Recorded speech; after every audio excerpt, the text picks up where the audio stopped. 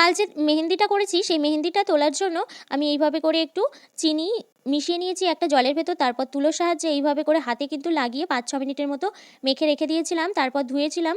এইভাবে করে করলে কিন্তু চায়না মেহেন্দি না হলেও মেহেন্দিটা খুব ভালো একটা কালার আসে। এই কয়দিন ধরে ঝড় বৃষ্টির ফলে দেখো টমেটো গাছের আর টমেটোগুলোর অবস্থা খুব খারাপ হয়ে গেছে।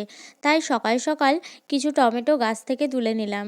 দেখেছো কি অবস্থা টমেটো গাছগুলোর আর টমেটোগুলোর। সকালে পড়িয়ে উঠে সকালের খাবার খেয়ে নিলাম। সকালের খাবারে ছিল ভাত, ডাল সিদ্ধ, টমেটো আলু মাখা আর একটা সিদ্ধ ডিম। আজ যাচ্ছি দাদু বাড়ি, রেডি হয়ে তোমাদেরকে আর দেখাতে পারিনি। দোকানে এসেছি মিষ্টি কিনতে, মিষ্টিও কিন্তু নিয়ে নিলাম। তারপর আবারও চলে যাচ্ছি আমাদের দাদুর গন্তব্যে বাড়ির কিন্তু আমরা উদ্দেশ্যে। চলে এসেছি, সবার সাথে দেখা করে একটু ফটো তোলার জন্য চলে এসেছি মাঠে। আমাকে আর বোনকে কেমন লাগছে অবশ্যই কিন্তু কমেন্ট করে জানাতে ভুলো না। মাঠ থেকে এসে চেঞ্জ করে সবার সাথে একটু গল্প করে দুপুরে খেতে বসে পড়লাম।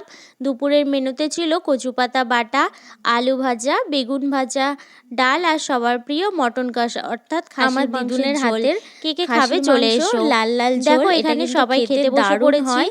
দিদুন খেতে খেয়ে দিয়ে বসে চলে পড়েছে, গেলাম মাসি মাঠ সবাইকে ঘুরতে। পরিবেশন বোন এখানে করছে। এই বসে দেখো বসে ফোন দেখছে, মাসি ভাই দিদুন কাজ করছে, আমি বোনের পাশে বসে একটু ভিডিও করছি।